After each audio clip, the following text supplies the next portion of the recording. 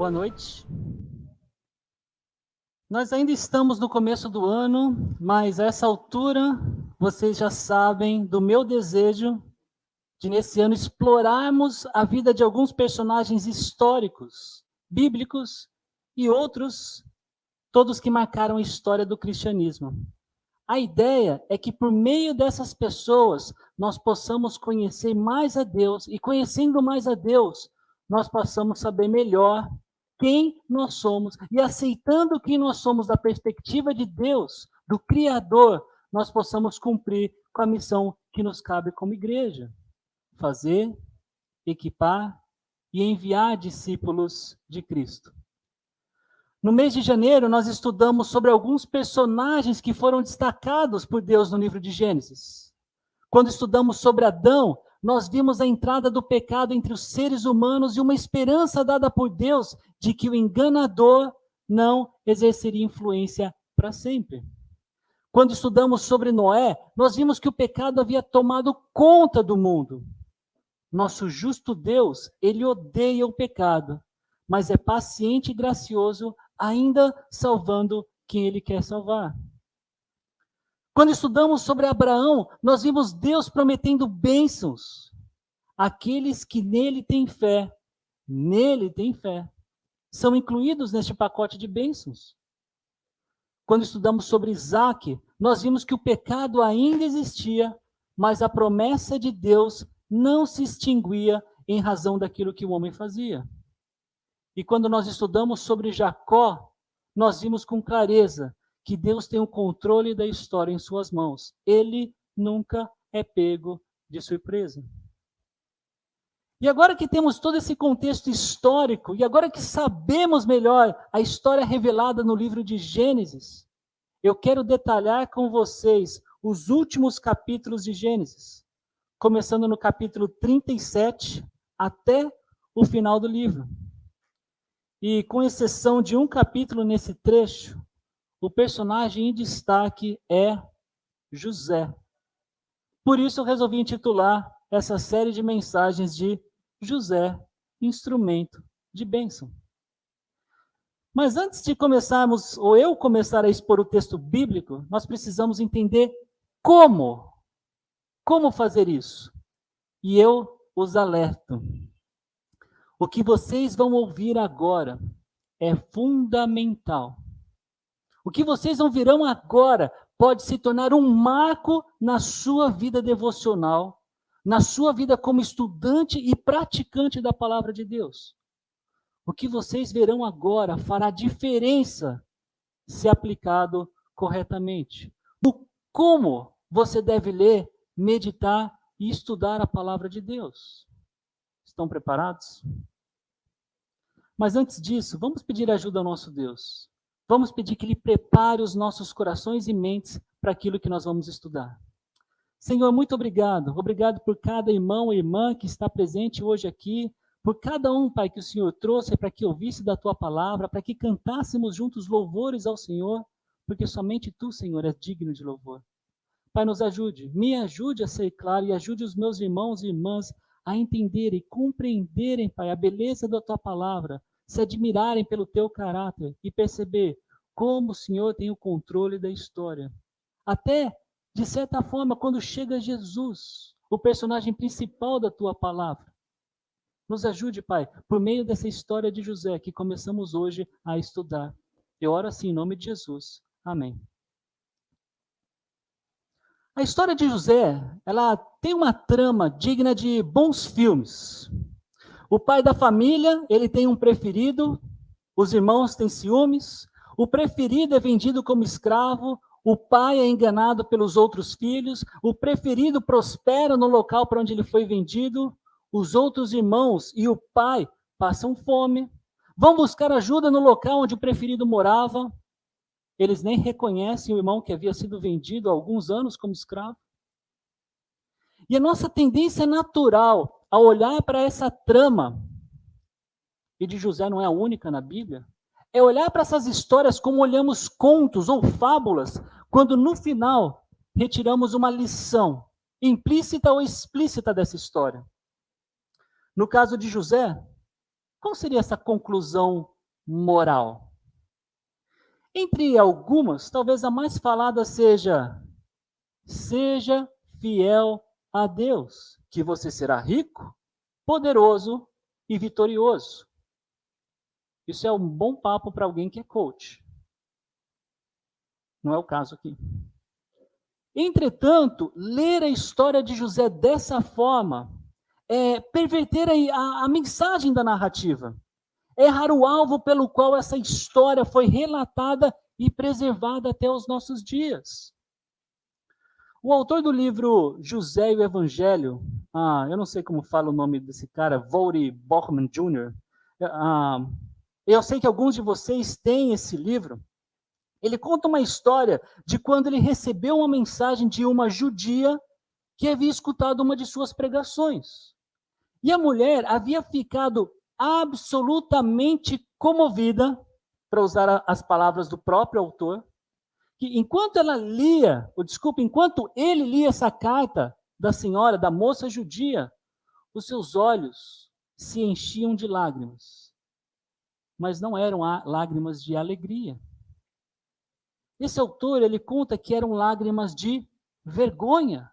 Porque enquanto lia aquela carta, ele pensava em 1 Coríntios 1, 22 e 24, que diz: pois os judeus pedem sinais e os gentios buscam sabedoria.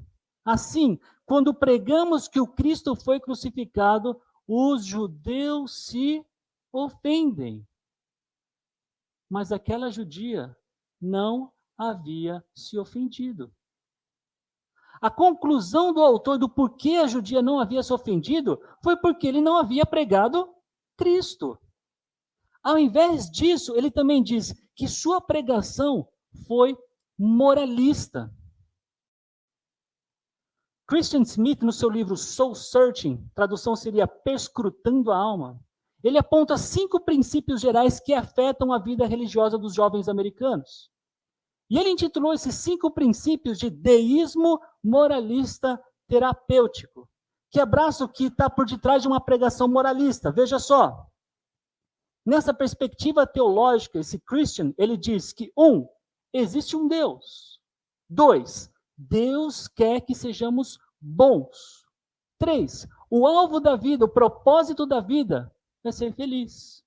4, Deus não precisa estar envolvido em nossas vidas, a não ser que precisemos de algo. E 5, e que pessoas boas vão para o céu quando morrem. Pense um pouquinho. Alguma vez você já pensou assim?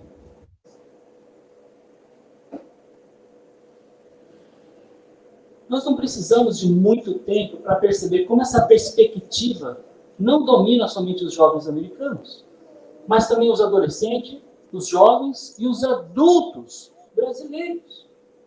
E se esse pensamento é o pensamento dominante, com qual perspectiva as pessoas vão ler a Bíblia? É natural, isso não significa que seja bom, e nesse caso, obviamente não é, pensarmos de forma moralista. Por exemplo, aqui na fonte tem vários pecadores. Contra o pecado, eu posso pregar moralismo. Para de fazer isso, comece a fazer aquilo. Na minha casa tem pecadores, e contra o pecado, de novo, eu posso pregar moralismo. Para de fazer isso. Não faça aquilo. Na nossa cidade, há muitos pecadores. Ao invés de eles fazerem isso, deveriam fazer aquilo. Não é incomum ouvirmos de alguém que se autoconsidera bom dizer: eu não fumo, eu não bebo, eu não roubo. E essa é a máxima do paradigma religioso brasileiro. E isso revela quão dirigido pela moralidade nós tendemos a ser. Nós temos nossas mentes calibradas pelo moralismo. Quando vemos algo errado, nós logo pensamos: está errado, alguma coisa precisa ser feita para que isso seja corrigido. Por exemplo, vamos pensar na história de José. A história nos conta, logo no capítulo 37, que vai ser alvo do nosso estudo, um pouquinho aqui adiante na mensagem, que os irmãos de José o venderam. Isso é errado? Vender um ser humano? Claro que é. E isso é indiscutível. Aliás, até mesmo quem não crê na Bíblia sabe que isso é errado. Agora, será que meramente conclui que a venda de José pelos irmãos enciumados era tudo que Deus tinha para nos ensinar na história de José? E eu digo, há muito mais do que isso. É muito mais fácil tratar dessa forma moralista e legalista, mesmo porque todos nós queremos saber o que é certo e o que é errado. Eu estudei em 2 seminários em que eram proibidos, nos 2 eram proibidos a bebida, o consumo de bebida alcoólica. Mas nos 2 seminários, ambos sabiam e diziam, não é que isso seja pecado. Eles sabiam que Deus não exige a abstinência. O que ele exige é o domínio próprio nesse tema de bebida. Mas é muito mais fácil determinar uma proibição do que ensinar o domínio próprio. É muito mais fácil eu dizer para os meus filhos o que eles podem ou não podem fazer do que eu explicar as questões que envolvem os porquês do poder ou não poder fazer alguma coisa. Voltando na história de José, que em certa medida eu presumo que alguns de vocês já conhecem. O que Gênesis 37 tem para nos ensinar? Em Gênesis 37, José é apresentado como o filho preferido de Jacó. Os irmãos têm ciúmes e planejam matá-lo. Ao invés disso, decidem vendê-lo como escravo e o fazem a mercadores ismaelitas. Como uma perspectiva moralista responde a esse texto? Olha, pais, nunca tenham um filho favorito. Se você tiver algum filho favorito, isso vai provocar o ciúme nos outros filhos. Olha, você que tem irmãos ou irmãs em casa, nunca sinta amargura pelo fato de seu pai ou sua mãe der alguma coisa diferente ou melhor para o seu irmão. A amargura pode levá-lo a desejar o mal para o seu irmão e até mesmo nunca mais querer vê-lo. Isso aqui é somente um rápido exemplo, porque é muito fácil encontrarmos conclusões moralistas em todos os capítulos que nós vamos estudar. Mas agora, você pode estar se perguntando, o que tem de errado nisso? Essas conclusões não são verdades, não são verdadeiras? E eu creio que elas são válidas, e até acredito que elas devam ser citadas. Eu acredito que elas devam ser ensinadas. Mas a pergunta que eu me faço é: esse foi o propósito pelo qual Deus queria deixar essa história na Bíblia? Esse foi o motivo pelo qual Moisés escreveu Gênesis? Ele queria me mostrar que, como pai, eu não devo ter um filho favorito? Que, como irmão, e eu tenho uma irmã, não devo ter ciúme dela? Especificamente na história de José, eu creio que essas lições são exemplificações, são ilustrações do certo e do errado. Mas a razão para essa história estar na Bíblia não é meramente para exemplificar o que é errado e o que é certo. Eu creio que não fumar, não beber e não roubar são considerações que eu devo levar em conta quando eu conheço alguém. Mas seguramente isso não é o todo da história das pessoas. Não é tudo. O que eu preciso saber se é que eu quero entender a índole, a motivação, as paixões dessa pessoa. Será que a história de José se resume a um monte de conclusões morais? Se fosse assim, que diferença ela teria de histórias contadas no hinduísmo, no budismo, na mitologia grega, ou até mesmo pelos irmãos Grimm? Então, afinal de contas, como é que eu devo ler essas histórias? E o Novo Testamento ele nos mostra como. E há diversas passagens que mostram como, mas hoje eu quero focar somente numa, que seguramente ela é suficiente para que todos nós entendamos como devemos ler a história de José e, aliás, todo o Antigo Testamento. E a introdução que eu estou fazendo aqui com vocês é o tipo de introdução que possivelmente eu farei todas as vezes que o nosso foco de estudo estiver no livro do Antigo Testamento. Abram suas Bíblias em Lucas, no Evangelho de Lucas, capítulo 24. Porque eu vou relatar para vocês o que está acontecendo ali a partir do versículo 13. E vocês podem acompanhar com os olhos na palavra do Senhor.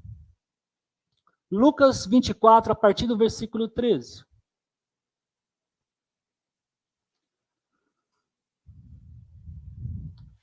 Depois que Jesus foi crucificado, morto, sepultado e até ressurreto, 2 seguidores dele caminhavam de Jerusalém para Emaús. É uma distância de aproximadamente 11 quilômetros.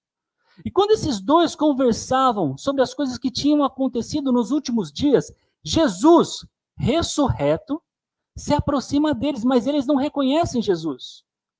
E daí, Jesus perguntou: vocês estão conversando sobre o quê?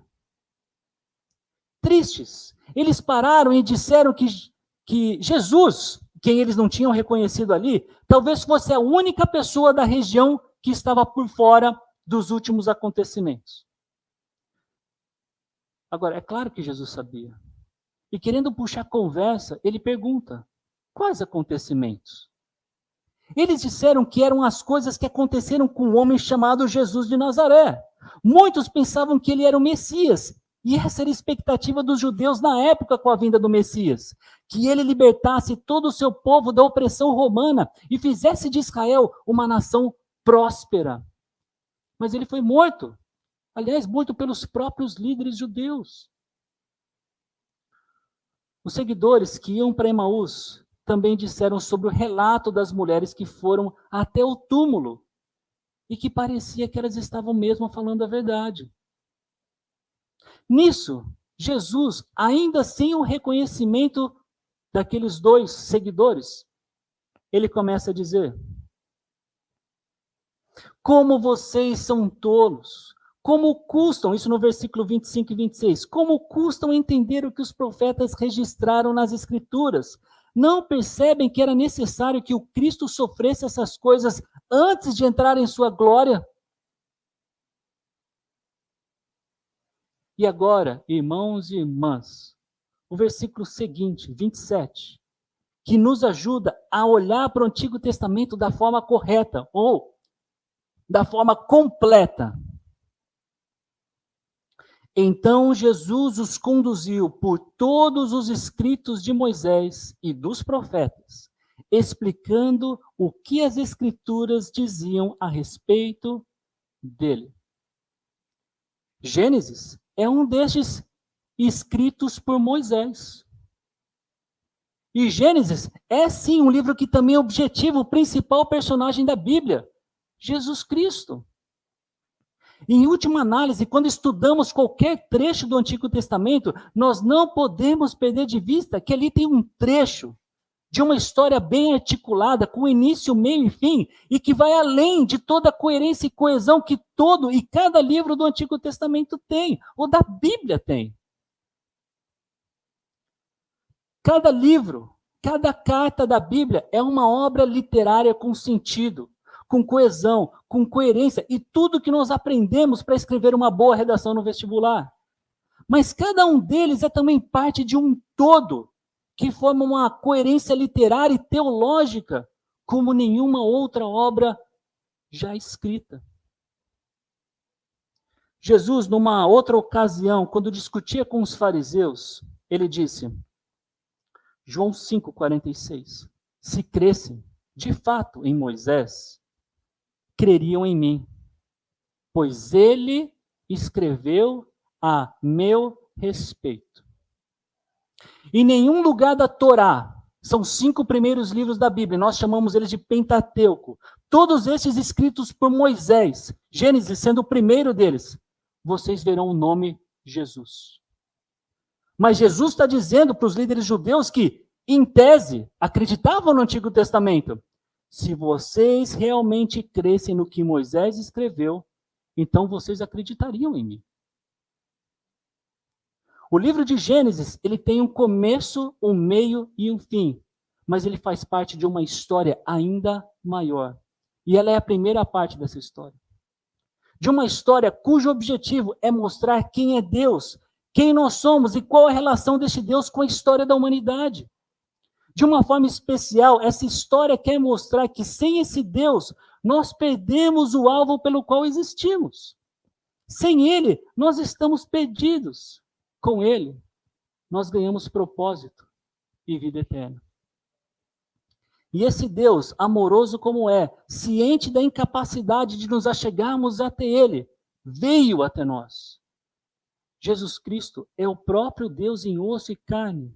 Quem crê naquilo que Ele fez e disse, quem crê nele, tem a vida eterna. A primeira parte dessa história é o livro de Gênesis, que nós já estudamos parte dele em janeiro e agora, com mais detalhes, estudaremos até o final dele. Nosso desafio será ir além das lições morais que a história de José nos apresenta. Note bem, as lições morais não são irrelevantes, elas fazem parte da narrativa, elas estão presentes para que nós as conheçamos e também apliquemos em nossas vidas. Porém, existe algo ainda maior e que, aliás, nos dá motivação e capacitação para podermos aplicar essas lições morais. Em termos técnicos, o nosso estudo será à luz de Cristo. Eu não posso negar que isso deixa as coisas um pouco mais difíceis, mas eu nunca disse que estudar a Bíblia é algo simples e fácil. Ela contém muitas coisas bastante claras e óbvias, mas ela também contém muitas coisas que exigem uma vida toda de estudo. Por isso, eu já lhes convido, não deixem para ler a Bíblia de vocês somente aos domingos, quando a gente está junto aqui. Eu tenho certeza que vocês não jejuam de segunda a sábado para comer somente no domingo. Da mesma forma, não jejuem do alimento que todos podemos ter com a palavra do Senhor. Tendo dito isso, uma introdução relativamente longa, mas importante. Eu queria mergulhar com vocês de cabeça no texto bíblico e aprender o que Deus tem para nos ensinar hoje. E nós vamos perceber alguns detalhes desse trabalho literário que Deus preservou e quer que nós conheçamos. Pode colocar seu dedo lá, Gênesis 37. E o versículo 1 começa dizendo que Jacó habitou na terra de Canaã. E diz que seu pai Isaque viveu lá como estrangeiro. Existem aqui pelo menos dois contrastes. O primeiro é com relação ao capítulo anterior de Gênesis, porque nele o autor mostra que Esaú e os seus descendentes, Esaú era o irmão gêmeo de Jacó, foram habitar nos montes de Seir e não em Canaã. Outro contraste que eu acho mais interessante é que Abraão também foi chamado de estrangeiro na terra de Canaã, lá em Gênesis 17:8. Então, tanto o pai quanto o avô de Jacó, eles foram chamados de estrangeiros, mas aparentemente com Jacó foi diferente. E a terra de Canaã é importante no desenrolar dessa história, porque é a terra que Deus prometeu a Abraão e seus descendentes. Opa, Jacó já não parece ser mais um estrangeiro nessa terra. E agora parece que a descendência de Abraão, né, como eu disse, Jacó já está nessa terra, não mais como Abraão e Isaque, que eram estrangeiros, ou foram chamados de estrangeiros. Então, parte da descendência de Abraão foi para os montes de Seir. Mas outra parte, a parte que daria sequência à vida do Messias, foi para a terra que Deus prometeu dar. Terra essa que até hoje tem muita disputa e muita guerra lá no Oriente Médio. Como eu disse para vocês, eu chamei essa série, ou essa exposição bíblica de José, instrumento de bênção, porque o personagem destacado em todo esse trecho, de Gênesis 37 a 50, é José. Mas olha como o autor de Gênesis introduz esse trecho, que vai até o capítulo 50. Ele diz, este é o relato de Jacó. E é muito importante que vocês acompanhem na Bíblia de vocês, sabe por quê? Se você tiver em mãos aí uma nova versão internacional, ou uma nova tradução na linguagem de hoje, ou uma nova versão transformadora, vocês vão ler algo do tipo: essa é a história da família de Jacó, ou esse é o relato de Jacó e sua família. A verdade é que a palavra família, ela não está no texto original, no hebraico. Mas é verdade que essa palavra traduzida por relato, ela traz o sentido de que também seria falado sobre os descendentes, nesse caso, de Jacó. Então, algumas traduções, elas interpretam alguma palavra para nos ajudar nesse sentido. E nesse caso, nesse trecho que vai até o capítulo 50, nós temos a unidade literária mais longa de toda a Bíblia. De novo, quem é o personagem principal? José. É ele aqui o mediador das bênçãos de Deus para toda a humanidade. Quando todo mundo está em apuros e morrendo em razão da escassez de comida no Egito, debaixo da coordenação de José, o Egito ele se torna a matriz de sustento do mundo. José, nesse trecho, ele é retratado também como instrumento de salvação. Ele é o agente de bênção por parte de Deus para o mundo. E nessa altura da história, em Gênesis 37, José tem 17 anos. Se vocês tiverem dificuldade para imaginar o que é isso, pensem na fila dos meninos que ficam ali no exército para o alistamento militar. Pensem naqueles jovens que estão doidos para fazer 18 e tirarem as suas habilitações. Vá numa escola para ver o pessoal do terceiro ano do ensino médio. Se vocês tiverem dúvida, olha para o Joel ali atrás. Isso pode ajudar. José, ele é o 11º filho de 12 filhos que Jacó teve com 4 mulheres. Na semana passada eu disse para vocês que falaria um pouco mais sobre Jacó. E eu vou relatar algumas coisas à medida que o nosso texto, o texto de hoje, ou os textos dos próximos domingos, exigir que a gente conheça um pouquinho mais a história de Jacó. Agora, por exemplo, é bom que a gente se lembre que Jacó, ele fugiu da sua casa depois que ele enganou seu pai, Isaac, depois que seu pai deu a bênção para ele, que era do seu irmão, de Esaú. E Esaú, por causa disso, desejava matá-lo. Rebeca, sua mãe, a mãe dele, sugeriu que ele fugisse para a casa do irmão dela, Labão, o tio de Jacó. E na casa de Labão, Jacó conheceu uma moça, a prima dele, Raquel. E por ela, ele se encantou, se apaixonou e queria se casar com ela. Vale lembrar aqui que casamentos entre primos eram bem comuns e mesmo quando chega a lei de Moisés, não há uma cláusula clara sobre o casamento entre primos ser algo fora da vontade de Deus. Como era clara a proibição de casamentos, vamos lá, entre pais e filhos, padrastos e enteados, irmãos e meio-irmãos, avós e netos, tios e sobrinhos, sogros e genros, cunhados. Esses que eu falei para vocês são claramente proibidos nas Escrituras. Mas de primos, nós não temos isso com muita clareza. Aliás, gente, basta você fazer uma visita para algum povoado da zona rural e você vai ver que não é assim tão distante da nossa realidade o casamento entre primos. Enquanto na casa de Labão, enquanto ele estava lá, Jacó, ele se ofereceu para trabalhar para o seu tio. Ele disse, eu trabalho 7 anos para ter a mão de Raquel. E Labão achou isso bom. Agora, olha como o texto bíblico retrata o desejo de Jacó por Raquel, em Gênesis 29 e 20.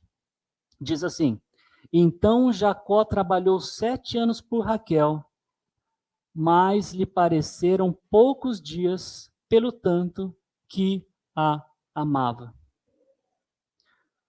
Mulheres solteiras do nosso meio que desejam se casar, eu espero que encontrem um homem assim. Eu orei pelas minhas filhas, que elas encontrem. Ainda que Mira tenha 5, Nara tem 1, eu orei. Para que no tempo que chegasse para elas, encontrasse um homem assim. Mas quando se passaram esses 7 anos, ao invés de Raquel, Labão, ele deu a filha mais velha, que não era Raquel, era Lia. E aí Jacó sentiu na sua própria pele o significado de ser enganado, como o seu próprio nome significa, e como ele já havia enganado o seu irmão e o seu pai. Bem, Jacó recebeu Raquel como esposa, uma semana depois de ter recebido Lia, mas ele teve que trabalhar mais 7 anos. E com essas duas foram as suas servas. Zilpa era serva de Lia e Bila era serva de Raquel. Com essas 4 mulheres, Jacó teve os seguintes filhos. Com Lia, ela teve Ruben, Simeão, Levi, Judá, Issacar e Zebulon. Com Zilpa, a serva dela, teve Gade e Asser. Com Raquel, ela teve José e Benjamim. E vale lembrar aqui que quando Benjamim nasceu, Raquel morreu no parto. E com Bila, ela teve Dan e Naftali. Se estavam com dúvidas, aqueles que querem ter mais filhos aqui, aí tem uns nomes para você escolher. E o versículo 2 nos diz que José trabalhava com alguns desses seus meios irmãos. No total foram 12 filhos, além de pelo menos uma filha, Diná, que era filha de Lia. E eu duvido que você não esteja se perguntando, mas podia ser polígamo? Podia se casar com mais de uma mulher? A resposta é não. A poligamia nunca foi estabelecida por Deus para nenhum povo sob circunstância alguma.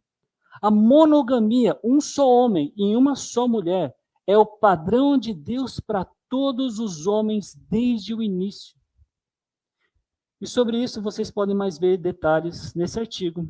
O que a Bíblia tem, o que a Bíblia diz sobre poligamia, está lá no Toda Elohim. Como a gente estava vendo, José tinha 17 anos em Gênesis 37, e o seu trabalho era cuidar dos rebanhos do seu pai com seus meios irmãos. Mas o texto também nos fala que ele contava para seu pai algumas coisas que seus irmãos faziam de errado. E se a gente parasse a leitura aqui, poderíamos pensar que José era um fofoqueiro. A verdade é que há pouquíssimos personagens na Bíblia que não temos relato de pecado algum. E José é um destes casos, como Daniel, como João Batista. Mas não se engane, não é que eles não tinham pecado, é que não foi revelado nas Escrituras nenhum de seus pecados.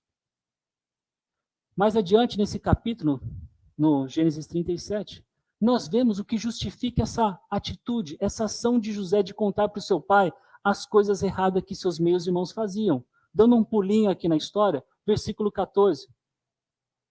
Olha lá, quando os irmãos de José levaram os rebanhos de Jacó para Siquém, Jacó disse a José para se arrumar que o enviaria até eles. Qual era a missão? Ver como eles estavam e trazer notícias. A questão não era que José ia por conta própria bisbilhotar os irmãos e falar para o pai que fulano não trabalhava direito, que ciclano ficava brincando enquanto no trabalho. Não era isso. A questão é que possivelmente Jacó fez de José um supervisor do trabalho dos seus irmãos, o que provavelmente trouxe mais irritação a esse relacionamento já enfraquecido que ele tinha com seus irmãos. E por que o relacionamento era enfraquecido? Porque Jacó não demonstrava nenhum esforço em esconder o seu favoritismo por José. Ele amava José mais que a qualquer outro de seus filhos. Inclusive, Jacó encomendou uma roupa especial para José. Se eu perguntasse agora para o Enzo e para a Mila como era a roupa de José, provavelmente eles diriam que era uma roupa colorida. E essa ideia, na verdade, ela não vem do texto hebraico, que é a língua original do Antigo Testamento. Mas ela vem de uma tradução grega, uma tradução que aconteceu alguns anos antes do nascimento de Cristo, que nós conhecemos como Septuaginta. Mas num exame de palavras cognatas, ou seja, palavras que possuem a mesma raiz, existe uma sugestão de que essa roupa era um casaco ou uma túnica com mangas longas. E pessoalmente eu gosto dessa ideia, porque ela sugere, agora gente, atenção, é especulação minha, que José não era um filho que colocava a mão na massa como seus irmãos na hora de trabalhar.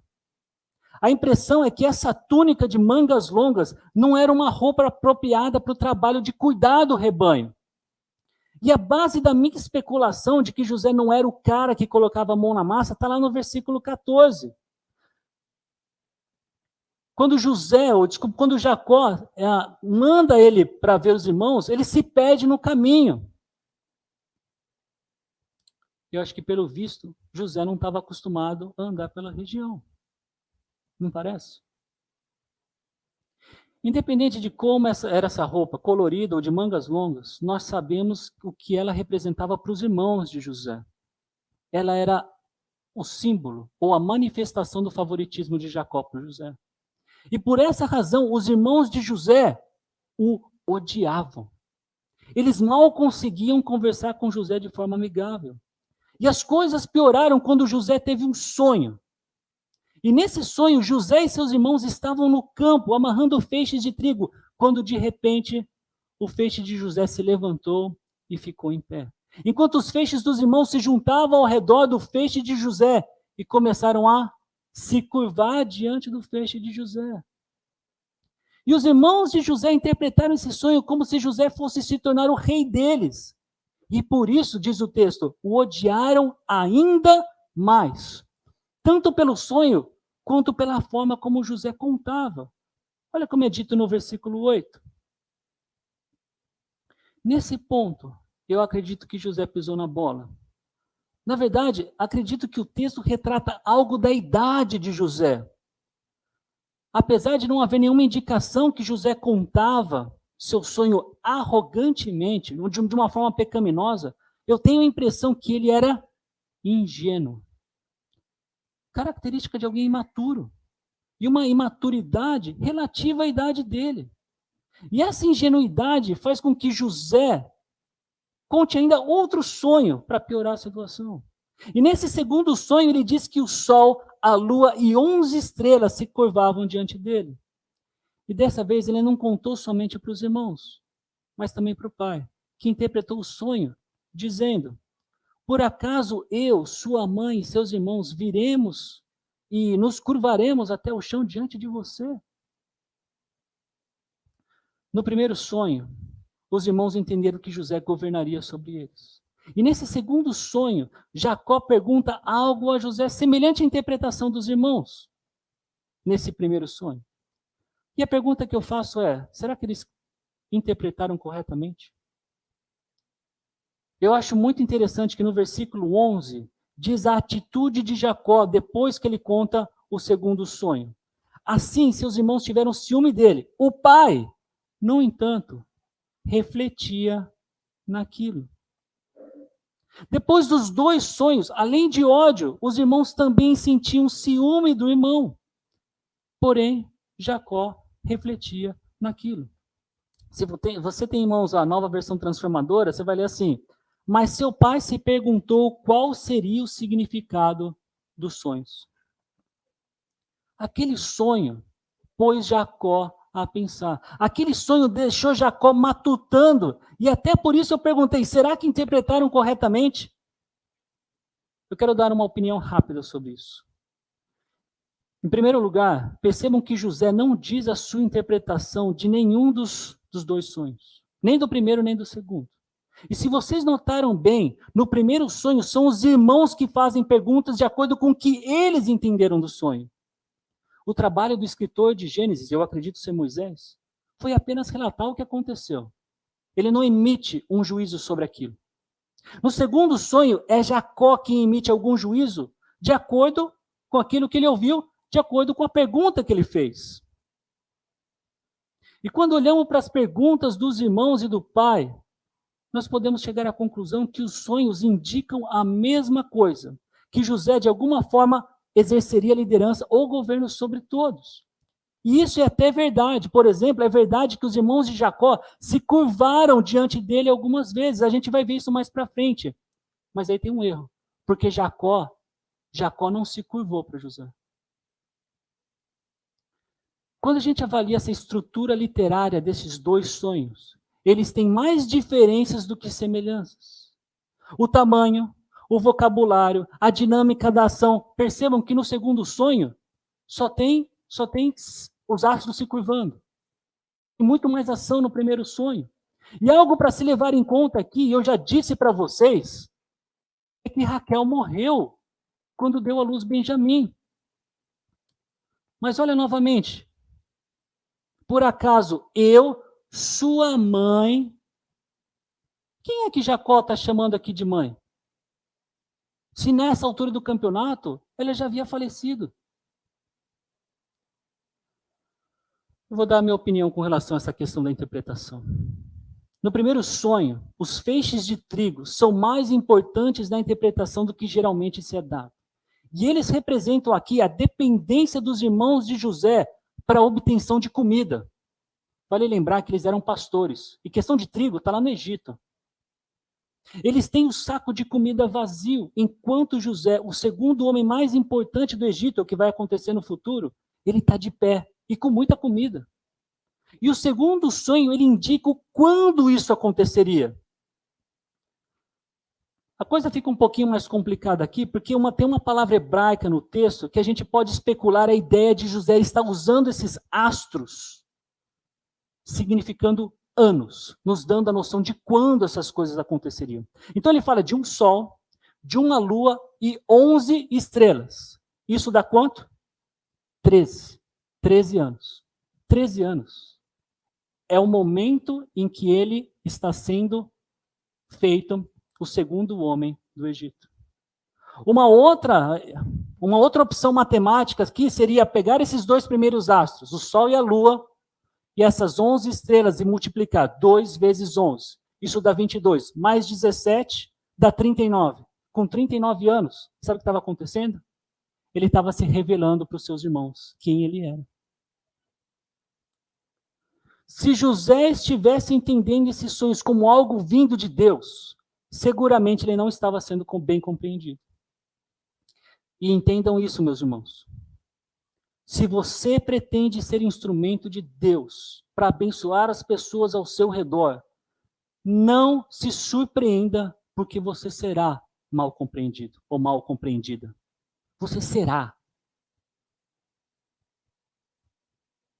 Talvez pelos seus pais, talvez pelos seus irmãos, talvez pelos seus colegas de trabalho, talvez pelos seus amigos da escola ou da faculdade. Eu guardo a minha virgindade. Por quê? Porque eu sou cristã. Você vai ser mal compreendido ou mal compreendido. Eu conheci alguns casos quando somente um dos cônjuges no casamento se converte. Mal compreendido. Eu me converti aos 17 anos. E 2 meses antes de começar a faculdade. Eu não fui um aluno exemplar no ensino fundamental e nem no ensino médio. E muito disso porque eu não investia tempo para estudar como devia. Mas quando eu me converti, eu bem cedo entendi que devia fazer tudo com excelência, inclusive ter boas notas. E saber disso, e com a ajuda de Deus, eu fui um bom aluno na faculdade. E 2 anos depois de formado, quando a minha turma se reencontrou numa chácara de um dos professores, e naquela época esse professor, ou ele era o coordenador do curso da faculdade, ou ele era o diretor daquela faculdade, eu não me lembro muito bem, mas ele pegou no meu braço, e naquela rodinha que nós estávamos entre os meus colegas, ele disse o seguinte: está aqui a maior perda da educação física. Ele quer ser pastor. Ali teve uma má compreensão. Aquele professor, ele sabia o meu potencial como aluno. Ele sabia que eu poderia fazer a diferença dentro da área que eu tinha estudado por 5 anos. E ele não conseguia compreender o porquê de eu deixar todo esse potencial profissional para ser um teólogo, ou um missionário, ou um pastor. A verdade é que eu não disse que eu seria um pastor. Eu disse para ele que estava fazendo teologia. E por isso ele interpretou que eu queria ser um pastor. Não tenham dúvidas, meus irmãos e minhas irmãs. Se você quer ser um canal de bênção, um instrumento de Deus para abençoar as pessoas, você precisa estar ciente que será mal compreendido. E José estava sendo mal compreendido. E ele foi mal compreendido a ponto dos seus próprios irmãos terem vendido ele como escravo a negociantes. Venderam José para o Egito. Eu havia dito a vocês, e nós lemos na Bíblia, que José foi enviado por seu pai para ver como seus irmãos estavam para trazer notícias para Jacó. O que eu não disse é que, interessantemente, essa conversa do envio de José para checar os irmãos possui as mesmas palavras, de novo, no texto original, que o diálogo de Abraão com Isaac, quando Abraão estava disposto a sacrificar o seu filho. Será que aqui existe um pré-anúncio do sacrifício do filho amado?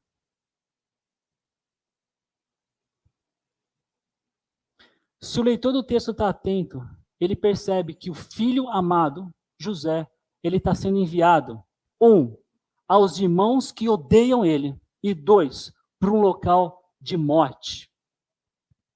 Como assim um local de morte? Vou voltar um pouquinho para Jacó. Siquém era o nome do príncipe que havia violentado Diná, filha de Jacó, meia-irmã de José. Mas depois que isso aconteceu, Siquém, ele se apaixonou por Diná e pediu que o seu pai interviesse na união com ela. E toda essa história ela pode ser vista lá em Gênesis 34, depois vocês veem com mais detalhes. Mas no final da história, e aqui o spoiler, Siquém e seu pai, eles concordaram de que todos os homens, eles dois e todos os homens do povo precisavam ser circuncidados para que Siquém se casasse com Diná. Mas esse foi um plano para que, na fase de muita dor da circuncisão, todos os homens daquele povo seriam mortos. E foi isso que aconteceu. 3 dias depois de terem se circuncidados, Simeão e Levi, filhos de Jacó, meio-irmãos de José, eles foram até o local onde aquele povo habitava, posteriormente foi chamado de Siquém, e massacraram todos os homens à espada. Entenderam porque era um local de morte? Voltando. Jacó envia seu filho amado, a esses irmãos odiosos, nesse lugar de morte. Para quê? Para verificar como eles estão. Esses irmãos que nem falavam amistosamente com José. E no caminho, quando José está perdido, uma segunda parte dessa possível pré-anunciação aparece. José se encontra com um homem que lhe pergunta: o que você está procurando? Quem de vocês se lembram quando Alice, a do País das Maravilhas, pergunta para o gato, logo no início da jornada, ela pergunta assim: por favor, poderia me dizer para qual direção eu devo ir? E a resposta do gato foi: isso depende um bocado. Para onde você quer ir? Talvez se José tivesse se encontrado com um gato do País das Maravilhas, ele tivesse percebido que a pergunta desse homem, esse homem da região, que notou que José estava perdido, não tinha a ver com a localização dos irmãos, mas com a localização de onde estava vida. Bem, José se encontra com seus irmãos em Dotã, para onde ele tinha sido apontado por esse homem que não era o gato listrado.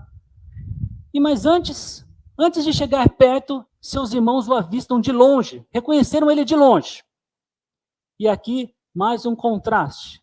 Porque mais para frente nessa história, quando José já é chefe no Egito, os seus irmãos, mesmo de perto, não reconhecem a José. Ali, de longe, reconheceram. No futuro, nem de perto sabiam quem era José. E o texto diz que durante esse tempo de José chegar até o grupo, os irmãos planejaram matá-lo. Mas Rúben, o irmão mais velho, não queria que fosse assim. Foi ele que deu um plano alternativo. Ao invés de matar José, vamos colocar ele num poço, numa cisterna. A ideia do irmão, a motivação dele era resgatar José e depois levar para Jacó. Só que ele perdeu o foco. E ele não contava com a caravana de camelos que passava, com esses negociantes que estavam a caminho do Egito. Então, quando José se aproxima deles, os irmãos logo arrancam aquela túnica, aquele símbolo de parcialidade, a roupa que mostrava para todo mundo quem era o preferido do papai. A roupa que talvez tenha ajudado os irmãos, inclusive, a reconhecerem José de longe. E uma coisa que eu acho interessante aqui é que vale a pena nós avaliarmos as nossas próprias vidas. Por que é que os irmãos de José tinham ódio contra José, se todo esse negócio de preferido era, na verdade, o pai deles que causava? Em outras palavras, José sofria ódio dos irmãos por causa da preferência do pai de José. Não era José dizendo, eu sou o preferido, blá, blá, blá, blá, blá. Pense por alguns segundos. Alguma vez você já experimentou esse sentimento de raiva por alguém que era preferido? Talvez o sentimento de ciúme. E eu sei que muitas vezes existem os bajuladores, mas mesmo assim, alguma vez você já percebeu que nós ficamos irritados contra os preferidos, quando na verdade o problema está naquela pessoa que por falta de sabedoria está sendo parcial?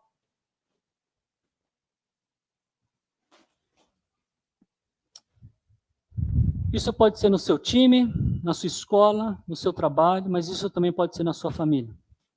Como no caso de José. Voltando mais uma vez. Depois de arrancar essa roupa especial de José, jogaram ele na cisterna e se sentaram para comer. Olha como está escrito. E a impressão que eu tenho do texto é que os irmãos estavam tranquilos quanto o que estavam fazendo.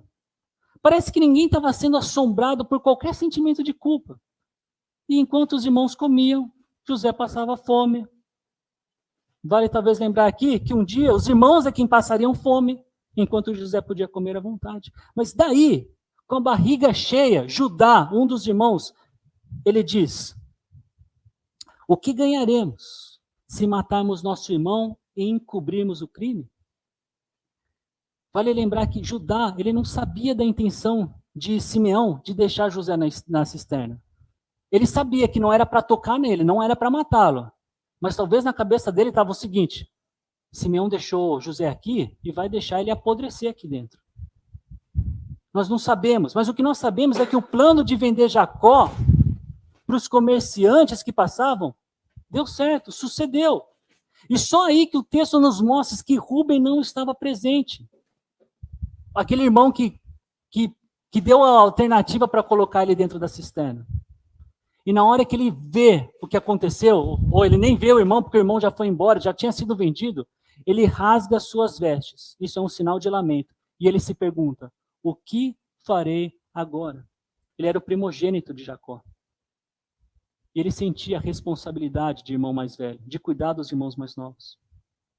Os irmãos, então, eles matam um bode, mergulham essa túnica especial de José no sangue desse bode e enviam a roupa para Jacó, com a seguinte mensagem. Isso é o final do versículo 32.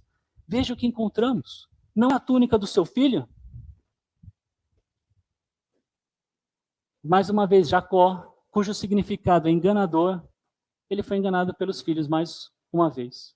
Ele foi manipulado pelos seus filhos, que deixaram que o pai tirasse suas próprias conclusões com a túnica de José cheia de sangue de bode. E a notícia, conforme Jacó recebeu e interpretou de que José tinha morrido, levou Jacó a uma profunda depressão. O último versículo do capítulo diz que, enquanto isso, os negociantes midianitas chegaram ao Egito, onde venderam José a Potifar, oficial e capitão da guarda do faraó.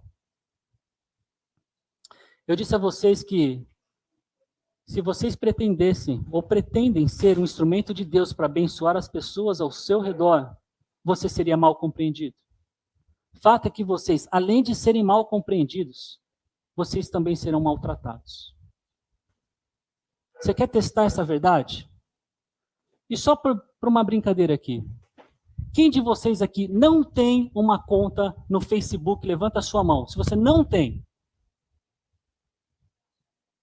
Ok. Se você não tem uma conta no Instagram, levanta a sua mão. Ok.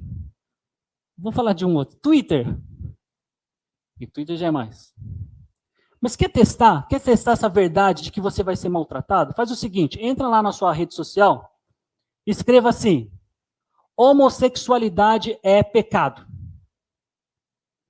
Ou escreva assim: aborto é assassinato.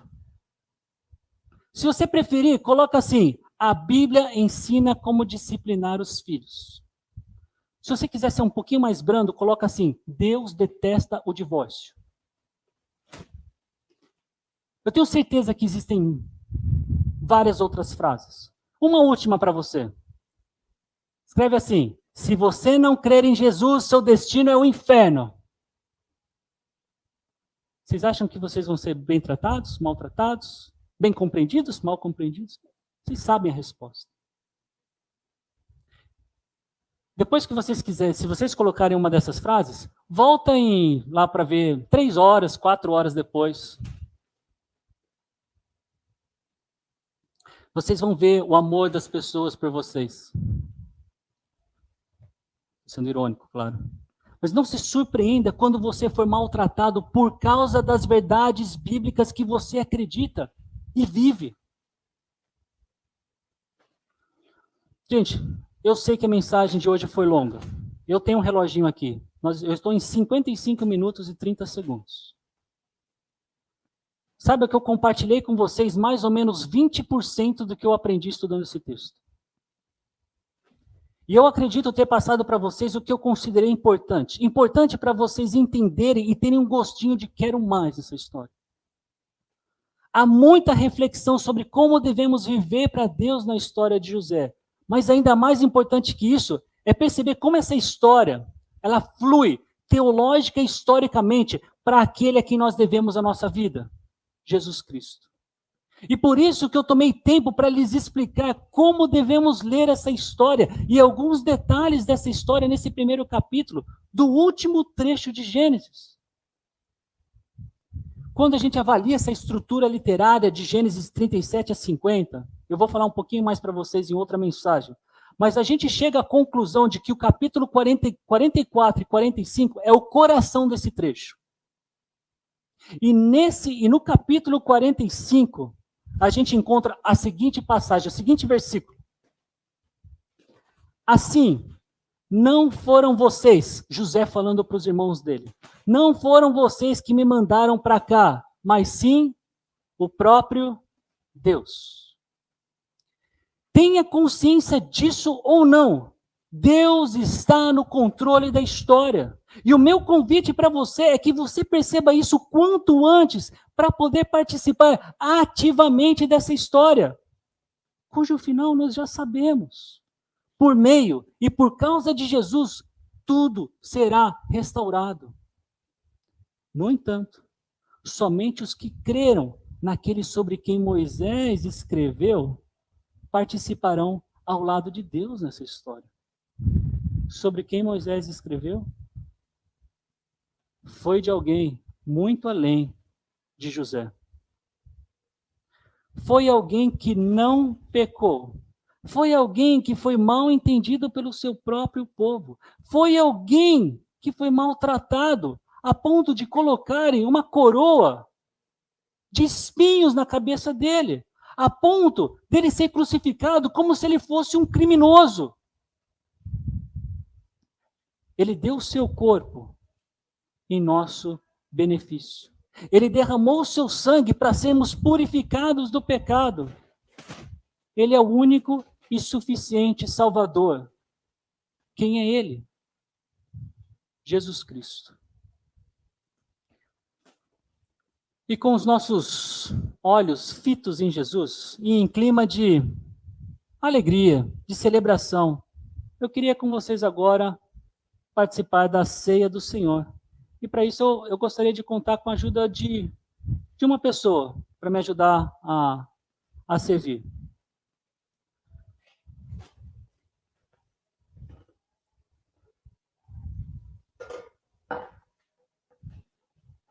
Por favor, Ricardo. Obrigado. Você passa? Pode servir. O convite para participar da ceia é para todos vocês que já creram em Jesus. Mas, por favor, se você ainda tem dúvidas sobre a sua decisão de seguir a Cristo, não coma do pão e nem beba do vinho, do suco de uva.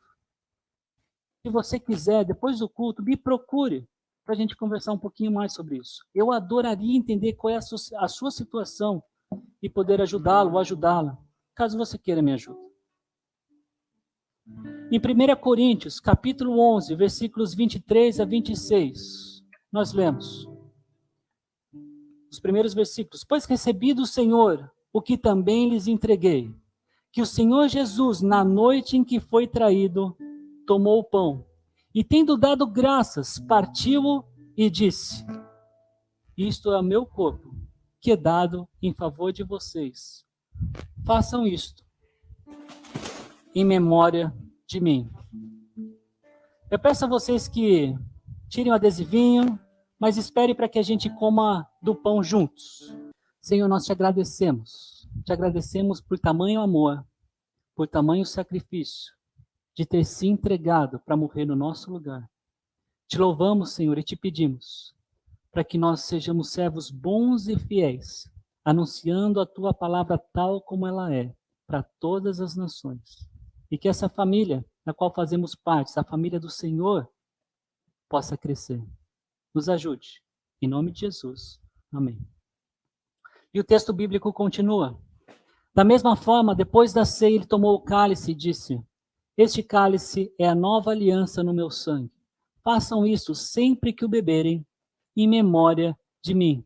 Porque sempre que comerem deste pão e beberem deste cálice, vocês anunciam a morte do Senhor até que ele venha.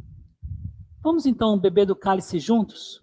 Porque é para isso que nós estamos aqui como igreja, anunciar a morte do Senhor Jesus até que ele venha. Vamos beber. Senhor, mais uma vez, oramos em agradecimento. Agradecimento por este sangue puro, imaculado, que foi derramado na cruz do Calvário, em nosso benefício. Mais uma vez, Pai, nos ajude a, como igreja, sermos fiéis ao Senhor. Queremos participar dessa ceia, Pai, mensalmente, nos lembrando desse sacrifício, nunca nos esquecendo, Pai, da importância que é estar em comunhão contigo, estar em comunhão com os irmãos, e tudo isso por causa do sangue do nosso Salvador Jesus. Senhor, que teu nome continue sendo louvado no nosso meio. Obrigado por Gênesis 37 e que seja, Pai, uma série para que entendamos melhor a tua vontade, em especial de ter enviado Jesus para morrer em nosso lugar, que a gente divulgue isso para todo o mundo. Eu oro assim em nome de Jesus. Amém.